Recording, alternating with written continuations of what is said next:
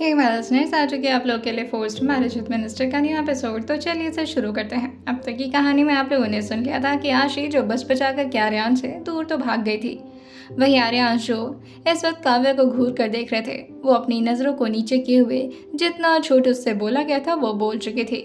वहीं आर्यांश उसके सैंडल को देख कर कहते हैं, ले लो अपनी सैंडल और दोबारा से ध्यान रखना।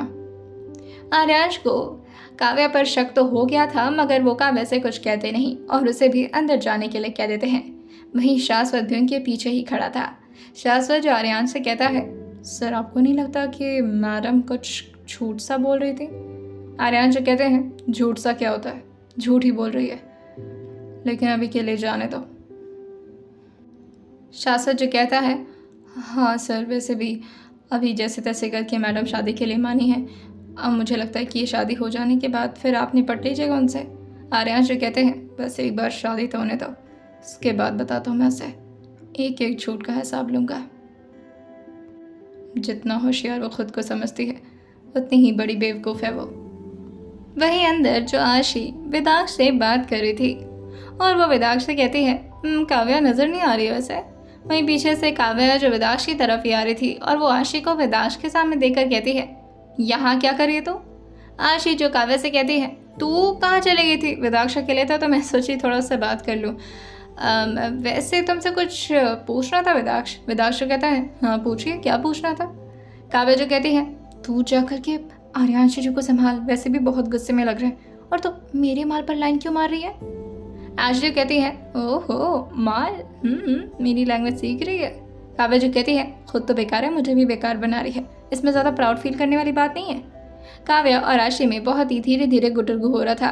वेदांश अपने कान लगाकर उन दोनों की बातें सुनते हुए कहता है, क्या बातें चल रही हैं, मैं नहीं सुन सकता क्या? आशी जो कहती है, वैसे मुझे तुमसे ये पूछना था कि तो तुम्हारे भाई के पास टोटल कितनी गाड़ियाँ हैं? वेदांश जो कहता है, क्यों, ये क्यों पूछना है तुम्हें? आशी जो कहती है, नहीं मतलब मुझे पता होना चाहिए ना कि जिससे मेरी शादी हो रही है वो कितना बड़ा आदमी है। वेदांश कहता है, अब 10 तो अभी तुमने खुद ही देखा होगा, बाहर लाइन में खड़ी हैं, बाकी घर पे होंगी अभी फ़िलहाल में। मुझे एग्जैक्ट नंबर तो नहीं याद है, पर फिर भी लगभग 30-35 मान लो। आशी एकदम से हैरान होते हुए पूछती है, 30-35 गाड़ियाँ? वेदांश कहता है, हाँ लमसम इतना ही होंगी, हाँ इतना ही होंगी वैसे। आशी कहती है, इतने कैजुअली कैसे बता सकते हो तुम कि 30-35 गाड़ियाँ तुम्हारे भाई के पास? ये कौन सा खजाना खोदते हैं? वेदांश कहता है, अरे बिजनेस है भाई का, कई कई कॉलेज हैं, यूनिवर्सिटी है, फिर अभी अभी रिसेंटली में बड़े से शहर में उन्होंने वो भी खोला है ना, अरे वो हॉस्पिटल है। आशी कहती है, पर वो हॉस्पिटल तो उन्होंने फ्री में खोल रखा है और उसमें वो किसी पेशेंट से पैसे नहीं लेते। मैंने तो सुना है कि बड़ा सेवा करते हैं वो वहाँ पर, उनके सारे डॉक्टर्स वगैरह भी बहुत अच्छे से ट्रीट करते हैं पेशेंट को, दवाइयों तक का पैसा नहीं लगता। वेदांश कहता है, हाँ बात तो सही है, लेकिन उसमें फंडिंग वगैरह मिल जाती है ना, तो आई थिंक वहाँ से थोड़ा बहुत पैसे मिल जाते होंगे। आशी कहती है, भाई सही है, मतलब पब्लिक को दिखाने के लिए वो एकदम ज़ीरो नील पैसा लेते हैं, लेकिन पीछे से उनको पैसा मिल रहा है। वेदांश कहता है, वैसे मुझे ज़्यादा डिटेल में पता नहीं है, और मुझे ज़्यादा डिटेल में पता होकर भी क्या होगा, मुझे इन सारे मामलों में ना पढ़ने का मन नहीं करता, मैं इन सारे मामलों से दूर ही रहता हूँ। मेरी लाइफ तो बस मेरी गेमिंग जोन, और मैं थोड़ा बहुत अपने स्पोर्ट्स कार वगैरह में शौक़ रखता हूँ। फ़िलहाल इतने ही हॉबीज़ हैं मेरे, तो भाई के मामले में मैं ज़्यादा दखलंदाजी नहीं देता। आशी कहती है, और उनके बिजनेस वगैरह में तो हम कोई हेल्प नहीं करते? वेदांश कहता है, नहीं करता हूँ, पर जो भाई बोलते हैं बस वही कर देता हूँ। मेन काम मेरा होता है कंप्यूटर से रिलेटेड, अगर उससे रिलेटेड कोई काम है तो हाँ वो मैं कर सकता हूँ, because I am a hacker you know. आशी जो कहती है, ओह दैट्स ग्रेट, फिर तो बहुत अच्छी बात है, तो टोटल 35 कार्स है राइट? वेदांश कह रहा है, हाँ लेकिन तुम बार बार इतने डिटेल्स क्यों पूछ रही हो भाग के बारे में, और अगर पूछना है तो उन्हीं से पूछ लो। आशी कहती है, उनसे पूछूंगी तो उन्हें शक नहीं हो जाएगा बेवकूफ़? वेदांश कहता है, कुछ कहा आपने मैडम? आशी कहती है, नहीं नहीं मैं क्यों कुछ कहूँगी, और फिर ये बोल कर के वो जैसे ही पीछे की तरफ मुड़ती है, वो देखती है कि आर्यांश और शाश्वत के साथ साथ पीछे 4 बॉडीगार्ड जो उन लोग के साथ आशी की तरफ ही बढ़ रहे थे। आशी कहती है, अब पता नहीं क्या पूछेंगे मुझसे, मुझे बहुत घूर घूर कर देख रहे थे, मुझे तो लग रहा है इन्हें शक भी हो गया होगा। काव्या जो बहुत ही आशी के करीब खड़ी थी, जिसकी वजह से उसकी धीरे धीरे की बातें भी काव्या के कानों में पड़ जाती हैं और काव्या से देखते हुए कहती है, तू तो जाएगी, साथ में मुझे भी मरवाएगी बहन। आशी जो कहती है, हाँ तो मेरे बिना जिंदा रखी करेगी क्या तू? मेरा अलावा कोई है भी तेरा इस दुनिया में? काव्या जो अपनी कोहनी से आशी के पेट पर हल्का सा मारते हुए कहती है, ये सामने हैंडसम सा जो मुंडा दिख रहा है ना, वो मेरा ही है, समझी तू? आशी जो कहती है, ओए मोर तो मत, बदतमीज कहेंगी, घर चल बताती हूँ तुझे। काव्या जो कहती है, हाँ हाँ देख लूंगी मैं, लेकिन फिलहाल तो आर्यांश जीजू को संभाल। आशी जो पूरे नॉर्मल एक्सप्रेशन के साथ आर्यांश की तरफ ही आगे बढ़ने लगी थी। आर्यांश आशी से कहते हैं, कहाँ जा रही हो तुम? आशी कहती है, मैं तो आपके पास ही आ रही थी। आशी की टोन एकदम से बदल चुकी थी। वहीं शाश्वत जो हल्का सा गला क्लियर करते हुए वहाँ से साइड हो जाता है, क्योंकि उसे पता था कि भाई दो कपल के बीच में आना उसके लिए ठीक नहीं होगा। खुद ही शाश्वत और उनके बॉडीगार्ड से थोड़ा साइड हो जाते हैं। वहीं आर्यांश आशी से कहते हैं, तुमने शॉपिंग वगैरह तो कर ली है, फिलहाल कुछ खा लो। आशी कहती है, आप क्या खिलाएंगे? आर्यांश कहते हैं, आप जो कहें। वहीं पीछे ही काव्या और वेदाक्ष भी खड़े थे। वेदाक्ष अपने भाई को देखकर कहता है, यार ये इतने रोमांटिक भी थे। जब से भाभी आई हैं ना उनकी लाइफ में, तब से अजीबोगरीब बातें करने लगे, वरना इससे पहले तो वो किसी लड़की को बिल्कुल भी भाव नहीं देते थे। काव्या जो कहती है, देते भी होंगे तो तुम्हें पता नहीं होगा।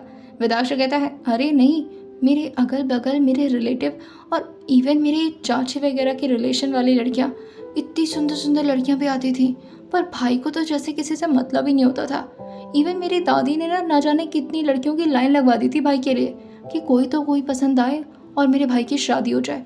लेकिन बाय गॉड, भाई ने किसी को लाइन नहीं मारा।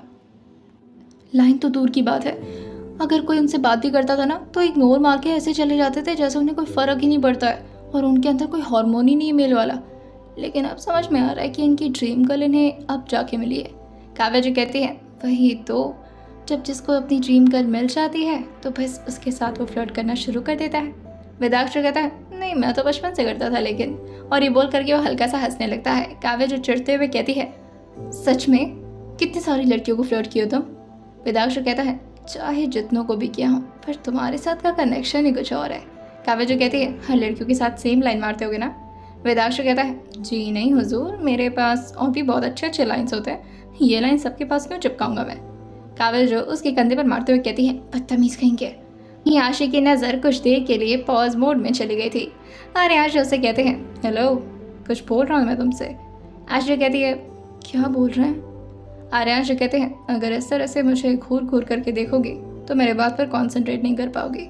आशी जो अपने चेहरे को दूसरी तरफ करते हुए कहती है, पता नहीं क्या हो जाता है मुझे, मैं पागल तो नहीं हो जाती हूँ ऐसे देख रही हूँ उन्हें, वो भी ऐसे क्रिमिनल को। आर्यांश जो फिर से उसको होश में लाते हुए कहते हैं, तुम फिर खो गई? आशी जो कहती है, नहीं आप बोलिए क्या बोल रहे थे? आर्यांश उससे कहते हैं, कुछ खाओगी? आशी जो खाने की बात पर मना कैसे कर सकती थी, वो तुरंत ही अपना सर हाँ मिलाते हुए कहती है, अब आप इतने प्यार से पूछ रहे हैं तो खा ही लूँगी, मतलब ऐसा कुछ भूख तो नहीं लगी है। आर्यांश उसकी बात समझते हुए कहते हैं, ठीक है समझ गया, और ये बोल करके वो उसके साथ कैफ़े शॉप के पास आ जाते हैं जो कि उस मॉल के अंदर ही था। सब कैफे शॉप में आर्यांश, आशी, काव्या और वेदांश भी आ चुके थे।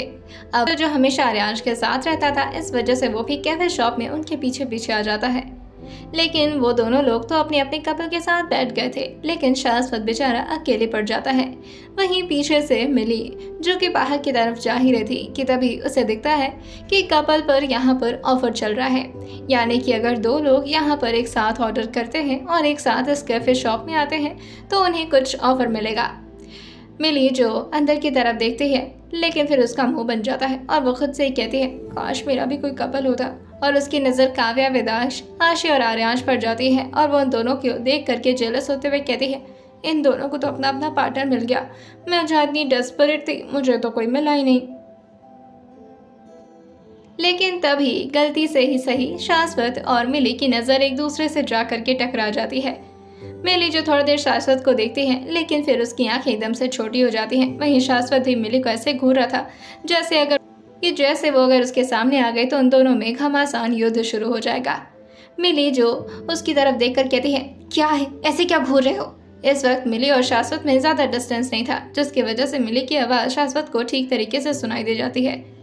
शाश्वत भी खड़े होते हुए कहता है, तुम घूर रही हो, मैं नहीं घूर रहा हूँ। मिली जो कहती है अच्छा मैं तुम्हें घूर रही हूँ, और ये बोल करके वो उसकी तरफ आगे बढ़ते हुए कहती है मुझे तुम्हें घूरने का कोई शौक नहीं है। यहाँ पर और भी बहुत अच्छे अच्छे लड़के हैं जो कि दिखने में तुमसे काफ़ी बेहतर हैं। अगर मुझे घूरना होगा तो मैं उन्हें घूरूंगी, समझे। शाश्वत जो कहता है इसके अलावा कोई और काम आता भी है तुम्हें, सिर्फ घूरती तो रहती हो सबको तुम। शाश्वत की बात सुन करके मिली एकदम से बौखला उठती है और वह कहती है you know what, you are a creep. Shashwat जो कहता है ओह मैं क्रीप हूँ, तुम चुड़ैलो जैसी शक्ल लेकर के घूम रही हो और मुझे क्रीप बोल रही हो। मिली जो कहती है कहाँ से मेरी शक्ल चुड़ैलो वाली है, बताना ज़रा। शाश्वत जो उसे देखकर कहता है हो तुम ऊपर से नीचे तक हर चीज़ से चुड़ैल। एक तो तुम्हारी आवाज़ इतनी ज़्यादा इरिटेटिंग और फ्रस्ट्रेटिंग होती है, ऊपर से बात करने का तुम्हें तरीका भी नहीं आता, और तुम्हारी आंखें। और ये बोल करके शाश्वत जैसे ही मिले की आंखों में ध्यान से देखता है वो एकदम से मिले की आंखों में गुम सा हो जाता है। मिली जो उससे कहती है क्या हुआ, बोलो कैसी आंखें मेरी। शाश्वत जो बिना कुछ बोले लगातार अपने मुंह खोले हुए मिली के चेहरे पर ही अपनी नज़र को टिकाया हुआ था। मिली जो कहती है ओ हेलो, ऐसे क्या घूर रहे हो, जादू टोना तो नहीं कर रहे मेरे ऊपर। मिली की बात सुन करके शाश्वत कहता है बक पागल हो गए तुम, सबको अपनी तरह समझ रखा है, जादू टोना क्यों करूँगा मैं। मिली जो कहती है तो फिर मेरी आंखों में ऐसे क्या घूर रहे हो, बताओ कैसी है मेरी। शाश्वत जो अपने फोरहेड को हल्का सा रब करता है और अपनी नज़र को इधर उधर फेरते हुए कहता है वैसे हैं तो बहुत सुंदर, लेकिन झूठ बोलना पड़ेगा। और फिर वो मिली के सामने पूरे कॉन्फिडेंस में कहता है एकदम घटिया है। मिली जो कहती है ओह रियली, तुम्हारी तो शक्ल भी घटिया, तुम्हारी बॉडी पर्सनैलिटी सब कुछ घटिया, तुम एक नंबर के घटिया इंसान हो। और फिर उन दोनों में एकदम से लड़ाई शुरू हो जाती है कि तभी वहाँ के वेटर जो आकर के मिली और शाश्वत को शांत करते हुए उन्हें अब चेयर देते हुए कहते हैं हाँ आप प्लीज़ बैठिए, मैम आप भी बैठिए और सर आप भी बैठिए। आई नो कि आप लोगों के बीच कोई फाइट हो गई है, लेकिन हम उसे ठीक कर सकते हैं। आपको किस टाइप का खाना पसंद है, हम आपके लिए लेकर आते हैं। यहाँ पर ना कपल के लिए हम ऑफ़र चला रहे हैं, अगर आप दोनों कपल हैं तो आई नो कि कपल ही होंगे, इस तरह से तो सिर्फ कपल ही फाइट करते हैं। शाश्वत और मिली एक साथ चिल्लाते हुए कहते हैं नो। मिली जो शाश्वत की तरफ अपनी उंगली करते हुए कहती है ऐसा इंसान मेरा कपल कैसे हो सकता है, इतनी घटिया चॉइस नहीं मेरी, ईयू। वहीं शाश्वत भी कहता है हाँ वही तो, इतना भी बुरे दिन नहीं आ गए मेरे कि तुम जैसी लड़की को मैं डेट करूंगा। वहीं पीछे आर्यांश शाश्वत को एक बार घूर कर देखते हैं और कहते हैं चुपचाप से बैठ जाओ। शाश्वत जो कहता है पर सर मैं इसके साथ नहीं बैठ सकता। आर्यांश कहते हैं जहाँ बैठे हो वहीं बैठे रहो। शाश्वत जो बस अपने चेयर से उठने वाला था, लेकिन आर्यांश का ऑर्डर सुन करके वो धड़ाम से फिर से चेयर पर बैठ जाता है। वहीं मिली जो खड़े होते हुए कहती है मुझे नहीं बैठना तुम्हारे साथ। शाश्वत जो कहता है हाँ जाओ, मुझे भी नहीं बैठना। कि तभी वेटर आते हुए कहते हैं अगर आप अकेले रहेंगे तो आपके लिए ऑफर अप्लाई नहीं होगा सर। शाश्वत जो मिली को देखकर कहता है ऐसा होता है क्या, अगर कपल नहीं रहेंगे तो मतलब हम खाना भी नहीं खा सकते। वेटर जो कहते हैं नहीं सर, ये रेस्टोरेंट स्पेशली कपल्स के लिए है और यहाँ पर हम अलग अलग इससे ऑफ़र भी कपल्स के लिए लाते रहते हैं, अगर आप कपल नहीं है तो फिर आप यहाँ नहीं खा सकते। शाश्वत जो कहता है इसका मतलब कि मुझे अपनी गर्लफ्रेंड के साथ ही आना पड़ेगा। वो वेटर जो कहता है एग्जैक्टली सर, आपको अपनी कपल के साथ ही आना पड़ेगा। शाश्वत जो खड़ा होते हुए कहता है ठीक है तुम रखो, मैं बुला कर लाता हूँ अपनी नखरेबाज गर्लफ्रेंड को। शाश्वत जो बस ये मुंह बनाते हुए कह रहा था, लेकिन अंदर से उसे मिली पर बहुत गुस्सा आ रहा था। मिली जो उस कैफ़े शॉप से बाहर निकल रही थी, लेकिन तभी शाश्वत उसका हाथ पकड़ते हुए कहता है ओ हेलो मैडम, अंदर चलो। मिली जो कहती है क्यों चलो, मेरी मर्जी।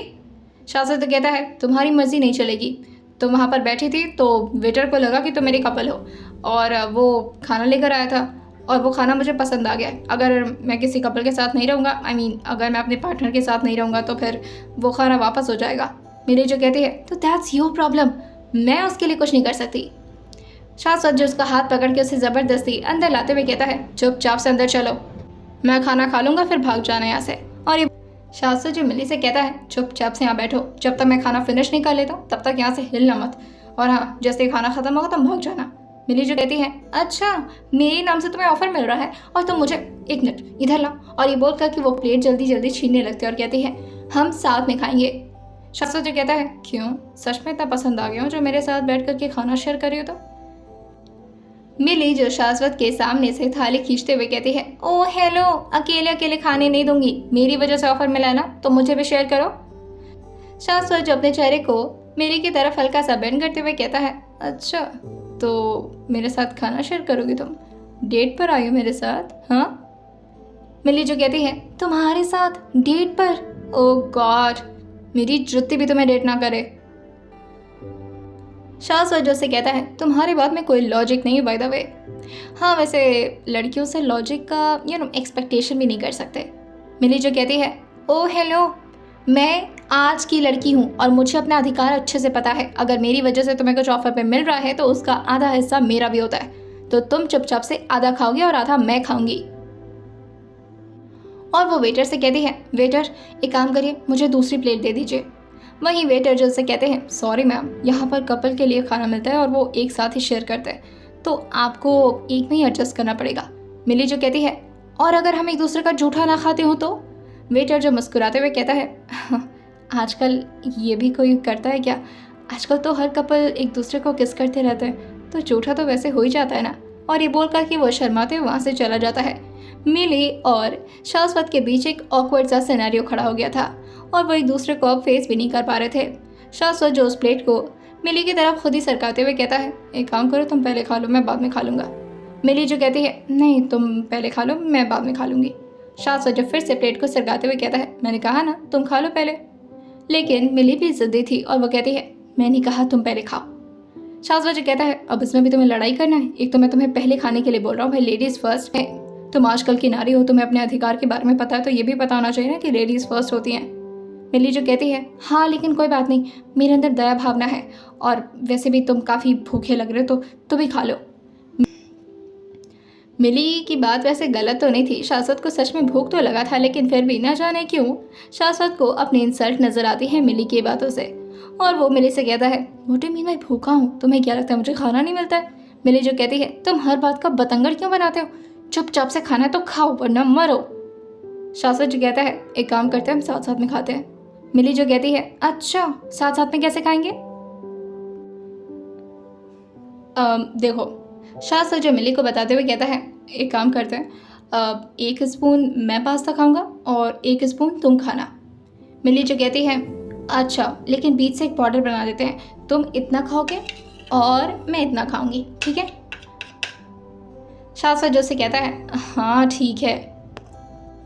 और फिर वो लोग एक एक स्पून अपने अपने पास्ता को निकाल करके खाना शुरू करते हैं। शाश्वत जो अपने हिस्से से पास्ता निकाल ही रहा था, लेकिन तभी उसके स्पून जो जाकर के बॉर्डर पे टच हो जाती है और मिली इस बात से चिढ़ते हुए कहती है, तुम बॉर्डर को क्रॉस कर रहे हो, ये हमारी बॉर्डर है, ये अगर तुम इसके अंदर आने की कोशिश करोगे तो जान लेना। शाश्वत जो कहता है, ऐसा लग रहा है कि देशों के बीच का बॉर्डर है, अरे चला गया होगा मेरा स्पून वहाँ पर गलती से। मिली जो कहती है, मैं तुम्हारा जूठा नहीं खा सकती, इस वजह से अपने स्पून को दूर रखो। और फिर वो भी अपने स्पून से पास्ता निकाल करके खाने लगती है और जैसे तैसे करके उन लोगों का खाना खत्म होता है। शाश्वत जो आखिरी बाइट लेते हुए कहता है, काफ़ी अच्छा था राइट? मेरा ख़त्म हो गया। मिली जो कहती है, आई एम ऑल्सो डन। वैसे सच में टेस्ट अच्छा था। डराते हुए शाश्वत जो से परेशान करने के लिए कहता है, वैसे तुमने एक स्पून मेरी तरफ से भी ले लिया थोड़ा सा। मिली जो कहती है, ओ हेलो, मैं अपनी तरफ ही थी, समझे? तुम झूठ मत बोलो। शाश्वत जो कहता है, नहीं मैंने देखा है, तुम्हारे स्पून में मेरा एक पास्ता चला गया था। मिली जो कहती है, अच्छा तो क्या कर लोगे? शाश्वत जो कहता है, वैसे इसके बदले मुझे तुमसे कुछ लेना चाहिए, लेकिन खैर छोड़ो, बाद में कभी देखेंगे। और ये बोल कर कि वो अपनी जगह से खड़ा हो जाता है। वहीं आर्यांश और आशी जो कि आमने सामने बैठे होते, लेकिन आर्यांश अपने फ़ोन में व्यस्त थे और आशी ही सारा खाना ख़त्म करती है। इन काव्य और विदाक्ष में काफ़ी रोमांटिक डेट हो गई थी। आशी जो अपना खाना ख़त्म करते हुए कहती है, हो गया मेरा, चलें? आर्यांश जो कहते हैं, चलते हैं। और ये बोल करके वो चेयर से खड़े हो जाते हैं। विदाक्ष और काव्य जो बाहर निकल जाते हैं। वहीं शाश्वत और मिली भी एक दूसरे से हल्का फुल्का झगड़ा करते हुए बाहर निकल गए थे। अब बचे थे कैफे शॉप में सिर्फ आर्यांश और आशी। आशी जो आर्यांश को देखकर कहती है, आप बिल नहीं पे करेंगे? आर्यांश भी बाहर निकल रहे थे, जिसकी वजह से आशी उन्हें रोकते हुए ये पूछती है। आर्यांश उससे कहते हैं, बिल पे करने की ज़रूरत नहीं मुझे। आशी जो कहती है, ये तो चीटिंग है, आप MLA, इसका मतलब ये नहीं कि आप अपने जगहों पर इस तरह बिल ही ना पे करें। आर्यांश जो कहते हैं, मैंने कहा ना बिल पे करने की ज़रूरत नहीं है। आशी कहती है रहने दीजिए, बस नाम के नवाबी हैं आप, मैं खुद पे कर देती हूँ। और ये बोल करके वो जैसे ही बिल पे करने की तरफ जाती है, काउंटर पर उनको सारे लोग खड़े होते हुए ग्रीट करते हुए कहते हैं हेलो मैम, आपको कुछ चाहिए? आप बता दी होती, हम खुद वेटर को भेज देते। आशी कहती है उसकी ज़रूरत नहीं है, अब वो आप बताएं नहीं बिल कितना हुआ? बिलिंग के लिए किसी को भेज तो देना चाहिए था ना। वहीं काउंटर पर बैठा मेन एम्प्लॉय जो कहता है मैम आपको बिल पे करने की ज़रूरत नहीं है। उस आदमी की बात सुनकर आशी जो कहती है नहीं, ये गलत बात है। वो एमएलए, इसका मतलब ये नहीं कि आप लोग के अंदर हिम्मत नहीं कि आप अपना पैसा ना मांग पाए। आप लोग मेहनत कर रहे हैं यहाँ पर, ऐसा थोड़ा ना बैठ कर के यहाँ पर पॉलिटिशियन को खाना खिलाते रहेंगे आप लोग, वो भी फ्री में। सारे वहाँ के वेटर, शेफ और वहाँ के मेन एम्प्लॉयज़ जो कि सारे लोग आर्यांश को ही देख रहे थे। आशी की बात सुन करके सब लोग वहाँ पर दंग रह गए थे। आर्यांश आशी से कहते हैं इतना ही मन करा तो पे कर दो। आशी जो कहती है वो तो मैं बिल्कुल करूँगी। और ये बोल करके वो जैसे ही अपना फ़ोन निकाल करके पे करने वाली होती है कि तभी उसे याद आता है कि उसका फ़ोन तो एक्सचेंज हो गया है और अब वो कैसे पे करेगी। उसने अपना सिम तो काव्या के फ़ोन में डाल रखा है। आशी जो बेबसी में आर्यांश को देखकर कहती है मेरे पास अभी पैसे नहीं है और कैश तो बिल्कुल भी नहीं है। आर्यांश उससे कहते हैं हो गया, मिल गया सुकून, चलो। आशी कहती है लेकिन आपको तो करना पड़ेगा ना, ऐसे थोड़ी ना जा सकते हैं आप। आर्यांश आशी को देखकर कहते हैं ओह गॉड कितना पकाती हो तुम। आशी कहती है पका नहीं रही हूँ, मैं सच बता रही हूँ और ये आपका फ़र्ज़ है। अगर आप इस तरह की हरकतें करेंगे तो जान लीजिएगा बिल्कुल भी अच्छा नहीं है। आर्यांश जो कहते हैं तो तुम मुझे बताओगी कि क्या अच्छा और क्या नहीं। आशी कहती है अब आपकी होने वाली बीवी हो तो बताना पड़ेगा ना। वैसे तो आशी को ये बोलते बोलते बहुत बुरा सा लग रहा था, लेकिन फिर भी वो इस वक्त आर्यांश और बाकी लोगों को कोई डाउट नहीं देना चाहती थी। आर्यांश जो फ्रस्ट्रेट होते हुए अपने फ़ोन को निकालते हैं और क्यूआर कोड को स्कैन करते हुए कहते हैं चलो चलो, तो आपके लिए मैं अपने ही अकाउंट से पैसे निकाल करके अपने ही अकाउंट में ट्रांसफ़र कर देता हूँ। आशी कहती है क्या मतलब इसका? वही एक एम्प्लॉय जो समझाते हुए कहता है मैम ये कैफ़े शॉप सर के अंडर में ही है। आशी जैसे ये सुनती है वो आर्यांश को देखकर कहती है व्हाट, आपका ही कैफ़े शॉप है ये? आर्यांश कहते हैं एग्जैक्टली। और फिर वो उस एम्प्लॉय से पूछते हैं कितनी बिलिंग हुई? वो एम्प्लॉय जो बताता है सर 4700। और आर्यांश खुद को ही पैसे पे करते हुए कहते हैं आप खुश हैं आप? आशी जो अपने दांत तले अपनी जीभ को दबाते हुए कहती है ओह सॉरी, लेकिन मुझे नहीं पता था कि हर जगह आपने अपना कब्जा बना रखा है। आई मीन बहुत जगह नहीं हो गया आपका कैफ़े शॉप, इधर मॉल, इधर यूनिवर्सिटी, इधर स्कूल, इतना सब कुछ कैसे हड़प लिया आपने और इतनी सारी प्रॉपर्टी आपकी कैसे? आर्यांश उससे कहते हैं बिजनेस। आशी कहती है ये कौन सा बिजनेस चल रहा है जो मुझे समझ नहीं आ रहा? आर्यांश उससे कहते हैं जल्द तुम्हें भी समझ में आ जाएगा। आशी अपने मन में ही कहती है समझ में तो बहुत कुछ आ चुका है आर्यांश शहजादा, अब बस आपकी पोल खोलना बाकी है। ये जितनी भी चीज़ें आपने लूट मचा रखी है ना पूरे शहर में, इसको तो मैं बहुत जल्द बंद करवाऊंगी। और आपका ये जो काला धंधा चल रहा है जिसकी बदौलत आप अपना मॉल चला रहे हैं, कैफ़े शॉप चला रहे हैं, यूनिवर्सिटी चला रहे हैं, ये सब एक दिन बंद हो जाएगा और आप सड़क पर आ जाएंगे।